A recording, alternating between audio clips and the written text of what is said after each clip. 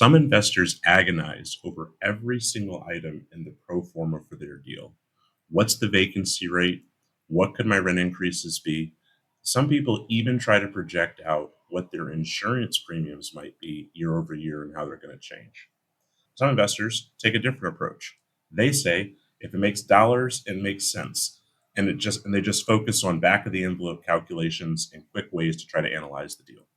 But what if I told you that whichever side of the spectrum an investor ends up on, the vast majority of investors under either of these approaches are missing a critical line item on their deal evaluation that has the potential to destroy the business and create more expenses than all of those items combined?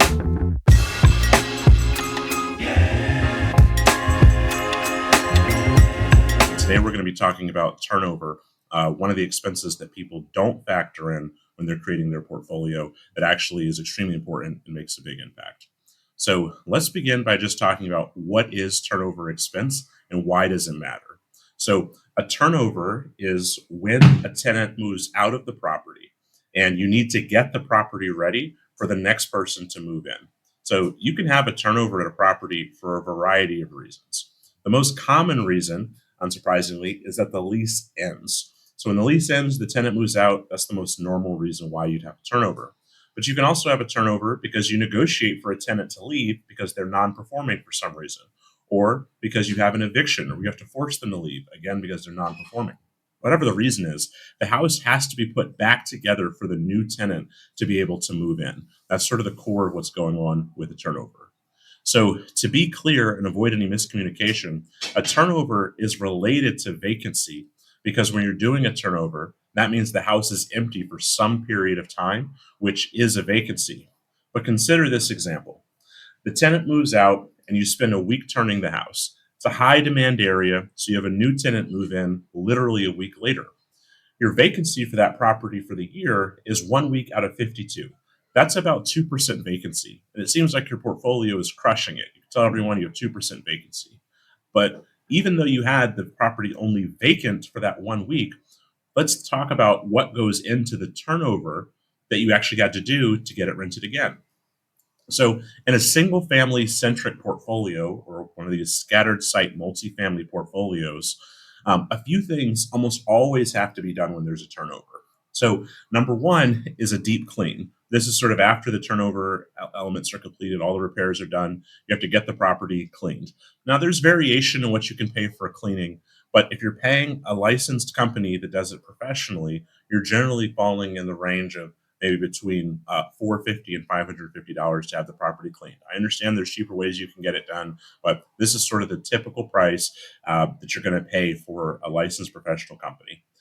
The second one, and there's really no way around deep cleaning.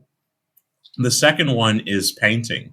You can often avoid a full repainting of the house when it turns over, but we found that even with eggshell paint on the walls, whenever you have houses that are 3 beds plus, you're going to have children moving around those houses typically, and you're going to end up with markings on the walls, generally below the halfway point of the wall. And so you're going to end up needing to do a good amount of painting. Now, this is a bit controversial because a lot of folks feel like, well, why do I have to repaint in between tenants? You don't have to repaint the entire house. A lot of times you don't have to redo the trim or doors. The ceilings, a lot of times, can survive from tenant to tenant. But it's really hard to avoid at least doing a paint up of some part of the walls, at least rolling out the walls. So here's the different things that people say they're able to do to avoid repainting, and why I think in general you're going to find that you will be doing some repainting on these turns. So some folks say that they use semi-gloss everywhere. So they say, look, the whole house is semi-gloss, the trim, the walls, the ceiling, everything. We've tried this, and what we found is that basically it doesn't always look terrible, but unless it's really, really clean, fresh, nearly brand new drywall, it doesn't end up looking good to have the semi-gloss paint on the walls and that sort of thing. So I'm not sure how common this is outside of like Class C rentals to begin with, but again, I don't have anything against semi-gloss on the walls. We just found it doesn't work for what we're doing, and I think the majority of listeners probably are not taking that approach. The second thing that people say is they save money by not cutting in. So rolling out the walls is taking the roller and sort of going up and down the walls. And cutting in is when you take the brush and do the fine work right near the ceiling line and right near the baseboards to complete the painting. Whether you have to cut in or not does save time, but it really just depends on how effective your paint match is. We've done some paint matches where we didn't have to cut in, and we've done some where it was the exact same color of paint and we did have to cut in. It starts coming down to a lot of things like dye lots and a lot of other elements that have to do with whether or not one bucket of paint is exactly the same as the other. And it's just hard to predict. So it's hard to know if you'll have to do that. But either way, you do still have to cut in.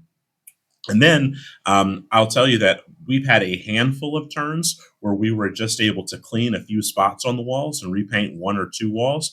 But in general, we found that we have to repaint the majority of the walls, at least roll them back out in houses when single families turn over. So in a typical market for this, you're going to be somewhere from $2,500 to about $3,500. And depending on your market, that may even seem like a really cheap price, but that's at least what I've seen for these sort of post-industrial cities, typical places where people are doing BRRR for cash flowing rental properties. So we've got deep cleaning, we've got painting, and then we also have leasing commissions. So typically, you're going to have some kind of leasing commission to find the next tenant. Now, some people will say, "Look, I find my own tenant, so I don't have a leasing commission," and that's fine. But in general, as you grow, you're going to find that you don't have time to find tenants for every single one of your properties. I mean, right now, when I'm recording this video, I think we have 6 or 7 vacancies. Some of them are being marketed up in Hagerstown. Some of them are being marketed in the Baltimore area. Some of them are being marketed in counties around Baltimore. It's just not possible for me to be managing all of the leasing for all of those different properties. So we have people in place that are going out and handling this, and those people are going to be compensated when they ultimately find the tenant. So just for the sake of this example, I'm going to throw in 1 month's rent as the leasing commission, which I'll use for the sake of example, $1,750. That's sort of a typical rent, at least for me in my portfolio. Then, on top of those 3 items, the cleaning, the painting, and leasing commission, there's other items that might not be able to be recovered from the deposit. Some of them are market specific. You may need new lead inspections. You could have bulk trash left behind by the tenant. It's in excess of the security deposit once you take into account maybe any unpaid water bills or other charges that they didn't pay. You could have appliances that are no longer working that now need to be replaced. There's just a variety of different things that you could have come in. But if we just take that base case of just the cleaning expense that I said, the leasing commission, and the painting, that's around $4,750 in order to do the turnover at the property. So, and I just want to emphasize, I know this can sound like a high number, particularly to people that are just getting into the space, but what you're going to find is that this is actually more the norm than it's not. We've had turnovers that were closer to a soft renovation, $10,000, $15,000. 4750 is normally getting off pretty good, particularly if using third party contractors and that sort of thing. If you have any inherited carpet that you have to replace, whether it's with LVP or with more carpet, you're going to add a couple grand even to that price. So, for the sake of this discussion, we're going to run with 4750. So what does that mean for your deal? What does it mean if you have to spend $4,750 to turn over your unit just to get it ready for the new tenant to come in? So, in this situation that we're talking about, remember this scenario we're running through, you've had almost no vacancy in the property, but you still generated a $4,750 expense for the property. And remember that a typical BRRRR deal has a gross cash flow of around $500 a month and a net cash flow of $200 to $300 a month. So when we talk about $4,750, that's nearly 80% of the gross cash flow for the total year. And it's about 2 years of the actual cash flow for the property, the net cash flow. So again, if you have net cash flow of $200 a month, that's $2,400 a year, $4,800 for 2 years. This expense is $4,750 for just right now to do this one turnover. So you now have to have the property rented without a turnover for 2 years just to get back to sort of baseline profitability for this property. So you've consumed 2 years of cash flow just with the one turnover. And then so the question is, what do you do with that $4,750 from an accounting perspective? It really should be maintenance. It should be something that's taken out in that year from your profitability. But the question is that really baked into your maintenance number? Most landlords would tell you that their maintenance number is 10% of gross rents, maybe 20% of gross rents. But this $4,750 is more than 20% of the gross rents for the entire year, just on that one turnover. So when we're looking at that, it's likely not baked into the maintenance assumptions. So unless someone has a really exorbitant maintenance assumption, 30, 40%, it's not likely that they included that in the maintenance assumption in their pro forma. Some people try to say, well, I roll it in as a CapEx item because it's a big line item. I don't choose to count it as an expense. Well, that's worse for you tax wise, but better from the perspective of your P&L. So it's true it would improve your P&L, but when you get really down to it in a true cash in the door, cash out the door perspective, whichever way you try to sort of count it, is the same problem, which is that 2 years of your cash flow have gone out the door all at once for just one turnover. So then just think about this not just across one property, but across your whole portfolio. If you have one turn every 2 years, we decided that we just said that your rental is not actually cash flowing. So every time the property turns after 2 years, it's a break even. If you got it to basically stay rented for 2 years, if it turns after 1 year, you're actually in the hole for a year, so you lost money. And as we mentioned, this is not even in the pro forma at all, even though it's having such a huge impact on the profitability. Only vacancy is in the pro forma. And if there's someone out there that disagrees, they say no, we have turnover baked into our pro forma. Please comment, tell us, how you're factoring that in, what dollar amount you're putting in for it, what assumptions you're using. I'd be interested to know. But I've talked to many landlords and seen people's pro formas and deal calculators and all of that, and I haven't come across one that did have turnover baked in. Some of the multifamily guys, I've seen that where they have had it back to baked in. It's clear that we do need to somehow factor in turnover, because if we're not factoring it in, we're seeing that we can wipe out years of cash flow at a time. But we have to figure out some way to quantify how much turnover there's actually going to be, so we figure out how much needs to be in our pro forma. So when we try to figure out how much turnover there's going to be, it's a little bit difficult because there's not concrete numbers on what is happening inside the portfolios of landlords that own single family rentals. But I tried to get some numbers. So the first number that I looked at was public REITs, so REITs that own multifamily properties. These companies do quarterly earnings calls, and they put out annual metrics on the performance of their portfolio, so we can actually see how their portfolios are performing. And what we find is that they're generally falling in a range of between 40 and about 50% turnover in their apartments each year. So around half of their units are turning over, and someone's leaving for someone new to come in. Avalon Bay in 2025 had the lowest turnover of any of these public multifamily REITs. They had 41% turnover within that year. 41%. So 4 out of 10 of their apartments turned over within the year. Now, understand, of course, it's important to recognize these are apartments. They have higher turnover than single family, or hopefully your portfolio will have.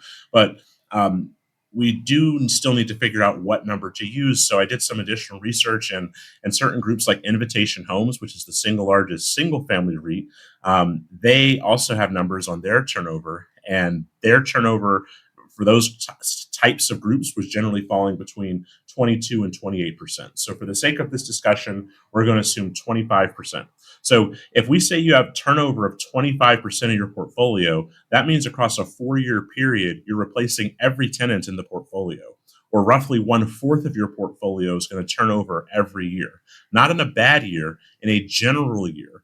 And that's in a stabilized portfolio. In reality, if you're growing quickly, adding chunks of units every year, your turnover could be higher because you're doing new lease ups. So you may not have even picked up any of the tenants that will stay longer and cause your tenancy duration to increase, or your amount of turnover to come down. So we're going to keep using the 25%, but that's actually probably likely a conservative estimate. So think about what that means, 25% turnover per year. On a 20 unit portfolio might cash flow $4,000 a month net cash flow. That's $200 a month, assuming a $500 gross cash flow. So their rent minus the PITI minus the mortgage is around $500. Take out $300 for expenses and assume they're making $200 after that per unit. So that's $4,000 a month, $48,000 a year that they're supposed to be making cash flow on that portfolio. But if they have five turnovers a year, which is, if they have five turnovers a year, which is 25% at that $4,750 per turnover that we talked about, that's just under $24,000 a year of turnover expense, which is half of the projected cash flow that we just said they're expecting to get. And that's assuming that that's assuming they don't have any vacancy from those turnovers. So it's very difficult to incorporate this type of expense based on the real reality of what it can be, because it just annihilates the pro forma that you would have for your properties.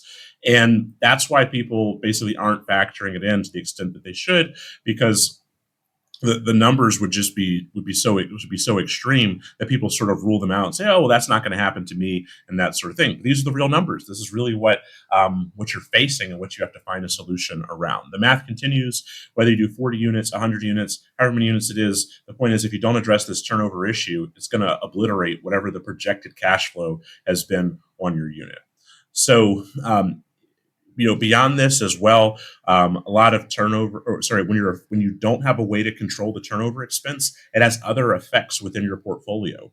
So for example, you become afraid to evict tenants. You want to negotiate about everything because you're concerned about what the turnover expense is going to be. You don't want to enforce the lease when someone has unauthorized pets or some other element, or they're running an illegal daycare in your unit. You don't want to enforce any of that because you're concerned about the turnover expense and what it's going to mean for the returns on the portfolio. You're concerned about raising rents. There's all sorts of downstream negative effects that come from being concerned about turnover and not having it properly factored in, or having a plan for how to deal with turnover so that you can do it relatively affordably within your portfolio. So we've gone over in detail sort of why turnover is really important and how it can affect your returns. And unfortunately, the fact that many people are not actually factoring it in to their analysis of their deal. So let's move on to the second thing, which is how do we actually go about trying to resolve this problem and how to deal with turnover? So, um, you know, there's basically two ways to try to take on this turnover expense. And I'm gonna walk you through both of them in pretty good detail. So the first way is that you can reduce the number of turnovers that you have. And this is extremely effective. This can solve the problem because remember, there were two parts of this. It was the amount of turnovers you're going to have, a percentage, and then there's the dollar amount that you're going to have to pay out per turnover. So this is attacking the first part. If you can take that 25% turnover per year down to say 12.5%, or 10%, or 5%, or even lower, you can reduce the amount of capital that you're going to be putting out and increase the number of units that are actually going to be profitable because you have less turnovers happening year to year. So let's talk about what some of the approaches are you can do to reduce turnover. And we've used some of these. There's been some local market softness around units in our area. And so we've actually utilized some of these strategies here recently to try to reduce turnover. And some of them are strategies that we utilize in general, even in a good market. But let me walk you through them. So the first one is renting your units competitively, slightly under market rents. So this is actually something that we have the advantage to be able to do in the single family and scattered site multifamily case, because our properties are not being valued based on the NOI that they create. So we don't have to give up any of our equity if we rent the unit slightly below market value. We just give up some of our cash flow. And the effect of that is that the tenant is essentially getting a good deal on the lease. And so they're interested in staying in the property longer. And as long as that continues, you've reduced the turnover and you can start stretching out that tenant. Instead of saying 1 year, maybe they stay 2 years, 3 years, 4 years, or even 5 years. We have tenants that we've had in place for 7, 8 years under us, and we've even had tenants that we've picked up as inherited tenants that had already been in their unit for some time, and they've now stayed as well. We have one guy that's been in his unit for 46 years, even though a lot of the time was not with us, but he's been with us now, I think, for 4 or 5 years, which is still pretty good. So that's one item that you can do. That's sort of making sure the rents are rented competitively, slightly below market rents.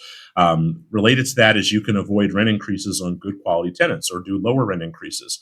Now, this varies based on what the situation is in your market. If you have a rent control market, you may need to raise the rents the maximum amount every year, and it may be that you have very low risk of the tenant leaving, even if you do that. You sort of have to know in your area what the situation is.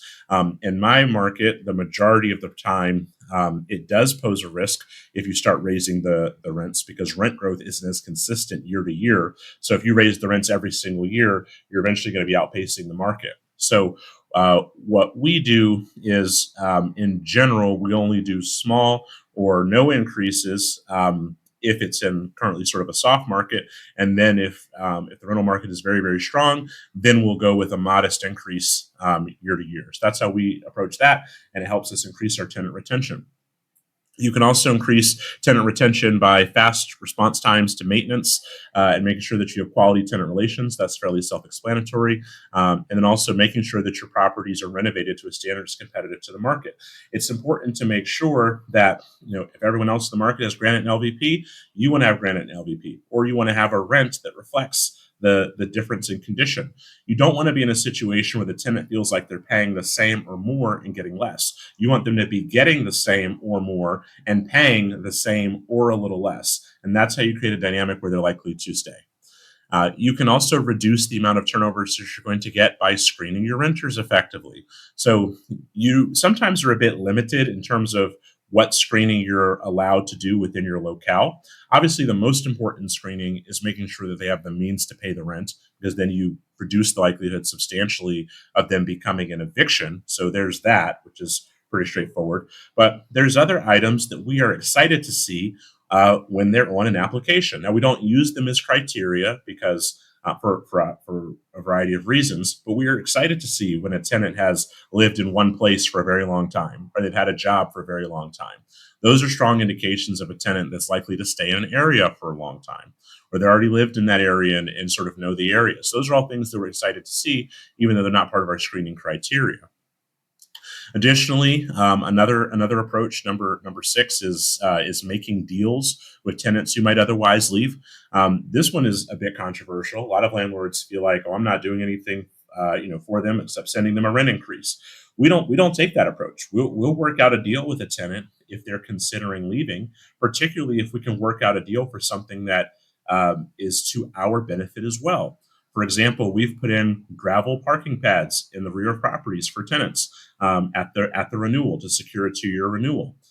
We've put in what are some other examples of things we put in? New lights within the property, upgrading a refrigerator, or replacing a stove.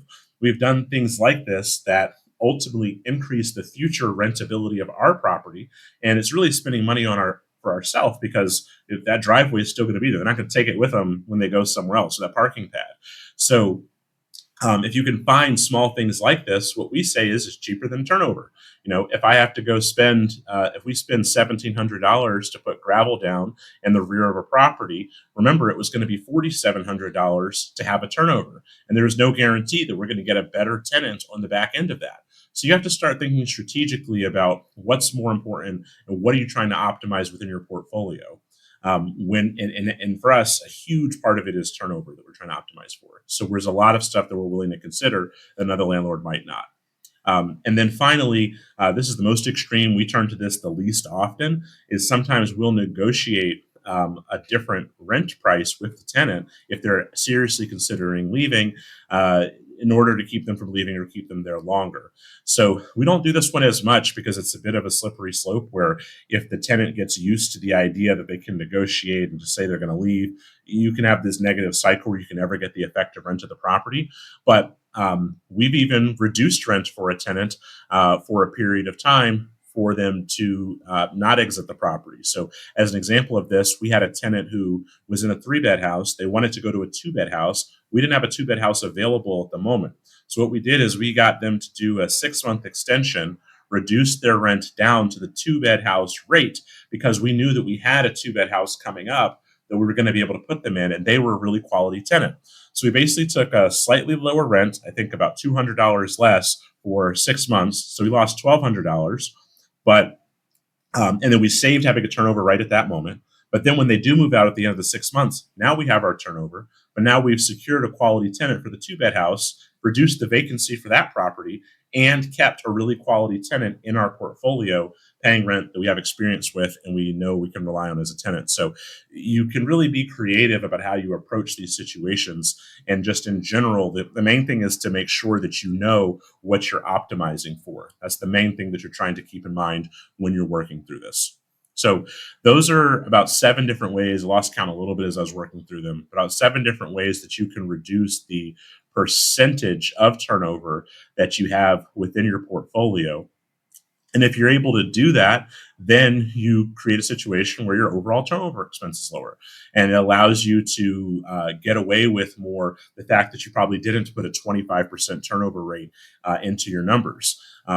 Which is another good thing to note here is when you're competing against other landlords making offers on properties, they are probably not baking in $5,000 of turnover and 25% turnover per year. So it's going to be really hard to even be competitive bidding for properties if you throw this number into your pro forma, which is probably the intuitive solution that people would say to do, but you're just going to have a really hard time winning any bids. So that's why we approach it in these other ways of trying to artificially reduce the amount of turnover that we have.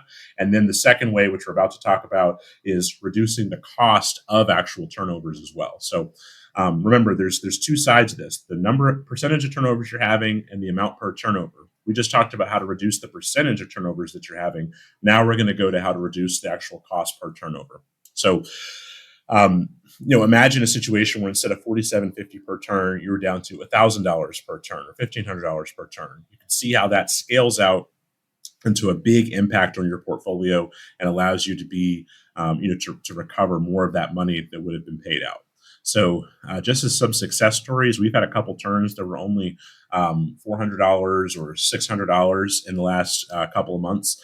And we've had some that were, I guess that's the lowest that we've gotten it down to, but we're having a lot that are in the sub $1,000 range now, which has really made a big difference. So how do you do it? How do you reduce the cost per turnover? So the first big category of how you're going to do it is with proper renovations in the beginning. So the main idea behind when I'm talking about proper renovations is making decisions about what to put in the property with in mind reducing the maintenance and at the turnover. So just some examples. Let's talk like bathroom vanities. This is a simple example. If you, for some reason, need to replace a bathroom vanity, not the most likely thing to have to replace, but let's say you do have to replace it. If you go up to a 48-inch vanity, you have a situation where it's very difficult to replace a 48-inch vanity for under, $800-900. I mean, look at the cost of the vanity, the cost of the handy person, the cost of the plumbing to be redone. But with 24-inch vanities, the vanity itself is only about $150 at Home Depot. It requires very little plumbing because the back is open. You essentially just push it up around the pipes, reconnect the P trap and all of that in the drain underneath the sink. You can probably get in and out of a replacement of a 24-inch vanity for $300, whereas a 48-inch vanity can go up over $1,000, as I was just mentioning. So it's just an example of how choosing specific materials can actually help you have lower costs when repairs or improvements have to be made. Another example of this is what type of lights do we have in the property? When we're putting in our lights, we're usually using a flat flush mount LED light, which is very easy to install and uninstall.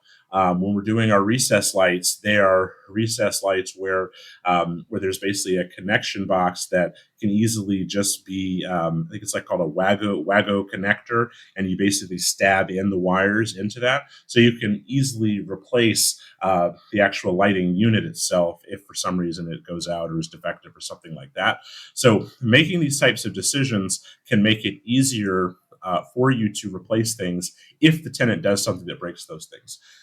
So like hollow core doors, we use hollow core doors. They're about $60 at Home Depot or inside the house. And that's much cheaper than if you had to replace solid core doors as well. So choosing the right materials on the front end makes a huge difference as well. The second area of opportunity to reduce the cost of the turnovers themselves is having a strategy in place for cost centers. So there's a number of things that people don't really think about ahead of time, but if you have a specific plan, you can reduce the cost of turnover when these things come up. So a couple that are kind of intuitive are, for example, appliances. Are you going to use used appliances or new appliances? People go different ways on this. We've come down on the side of used appliances. I'm starting to feel like I might pivot over to new refrigerators just because it seems like a lot of work orders come up for those. But in general, what we found is that uh, by the time you by the time you replace a unit every now and again that gives out early because it's used, you're still saving a bunch of money relative to having bought the new unit instead. So that's the route that we've gone down. Again, we're contemplating if that's going to be the best route or not. But if you find that something's been done to your refrigerator, instead of having a $700 expense that you now need to try to recollect from the tenant to replace it or something, and you have to depreciate the amount of time that you had the refrigerator before you go collect the money. Instead of doing all that, we could just go replace it for $400 at a used appliance store, and get one that's in line with the quality of the other units in the area. So that's one example.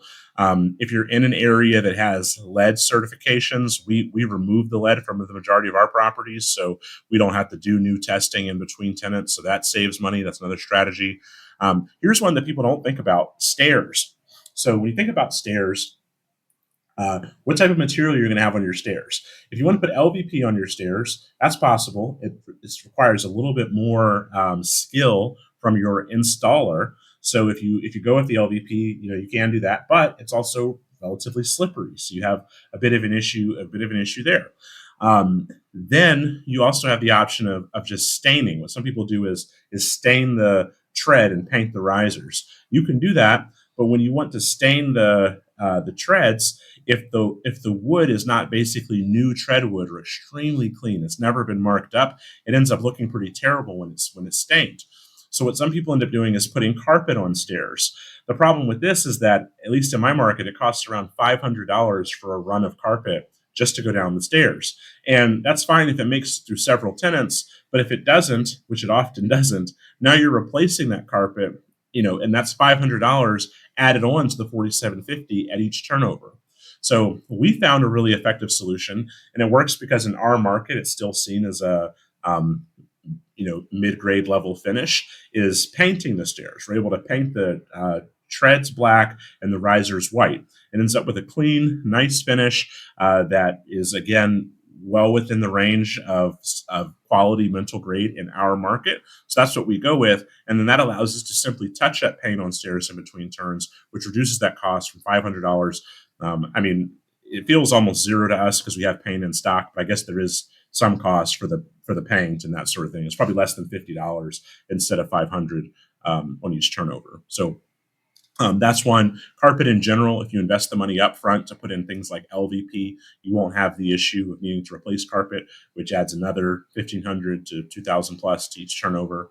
And then finally, we already talked about for painting that if you are going to, whether or not you're going to cut in or you're only going to roll, that can affect as well what your cost is on turnovers. So, these are just examples. The point is, we've gone through our turnovers and found what are the typical cost centers where we don't have to spend that money.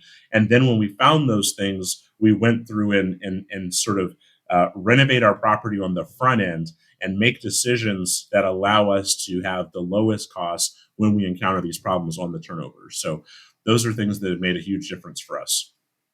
So those are kind of two ways that you can try to reduce the cost. And then the last two ways, they're not going to be applicable for everyone because some folks are at the beginning of their journey, may not have a large enough portfolio to start bringing services in-house or start thinking about having teams. But as you're growing your business and starting to look at having teams and having groups to work on your projects the majority of their time, we found that the two biggest ways that we can make an impact on the turnover costs have been by moving maintenance and repairs in-house and moving leasing in-house. So by having our own crews go out and do the turnover, what it allows us to do is to reduce some of these items from a per project type of pricing to an hourly type of pricing. As an example, if you're going to do a full paint up of a house in our area, you're going to be anywhere from 4,000 to potentially $5,500 or something like that. It could be a little more depending on the situation. These are row houses; they're 1,000 to 1,500 square feet. So that's the sort of cost that you're going to be looking at, and the vast majority of that is labor. However, a three-man crew can actually do that painting job in about 2 days, and the labor for those 2 days of work is nowhere near $4,000 or $5,000. So we're able to get some tremendous savings. We may be getting the labor for that paint up done, for $1,500 instead of almost $5,000. And again, it's not because we're beating anyone up or negotiating them down to a lower rate. That's just based on the regular pricing that we have with the people that are doing our maintenance and construction in general. So they're happy about it. We're happy about it, and it allows us to reduce our cost. In addition to that, LVP flooring is similar. If people have the skill to do LVP flooring and they still work at a good pace, it's actually going to be cheaper to pay them on an hourly basis. That's going to be hard to negotiate with a third-party contractor. But if you're able to bring it in-house and build the systems to do it in-house, it allows you to substantially reduce the cost of your turnovers, as well as other maintenance in general. And then finally, we've also brought leasing in-house. This one, we've brought it in on a semi-commission basis. Basically, what we do is we have some of the members of our construction team run ads on Facebook and whatnot, and then they go do the showings. We do the screening once they found the tenant, and then what we do is we're able to pay them, instead of 1 month's rent as commission, we'll pay them half of a month's rent as commission, which creates a good savings opportunity for us, a good income opportunity for them, and it gives us more control back over our leasing process and reduces the overall cost per turnover when we're doing turnovers. So those have been two of the things that we found that have made a huge impact on overall what our turnover costs have been. But they require building out various systems to be able to run repairs in-house and be able to run leasing in-house. And those are things we'll talk about more in other videos. That's sort of the breakdown of how you reduce the turnover costs. So overall, in summary, everyone agrees that you need to properly run your numbers when you're doing a real estate deal. However, most people have vacancy, maintenance, and a number of other expenses factored into those numbers, but they don't have turnover included in the deal. The problem with that is that turnover, as we just explained, has the potential to be the biggest expense of all.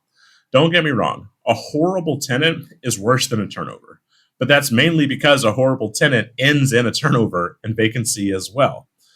Turnover en masse in your portfolio is one of the few things that can actually take you out of real estate. If you have a portfolio, it's unlikely for one tenant to take you out, unless we're talking about something like a lawsuit.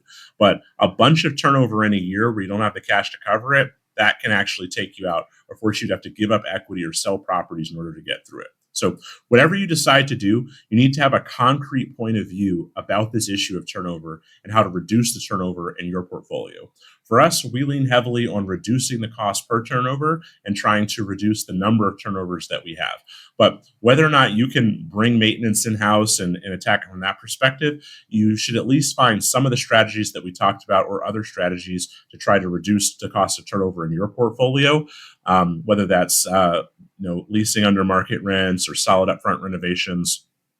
Whichever way you decide to go, you can't put your head in the sand and just let those numbers play out in your portfolio. If you sit there and just accept 25% turnovers a year, $4,700 a pop, it's not going to be possible for your portfolio to make cash flow. You're definitely not going to be hitting your projections, and it likely won't be profitable at all. So it's a really important issue. You need to think about it and make a plan.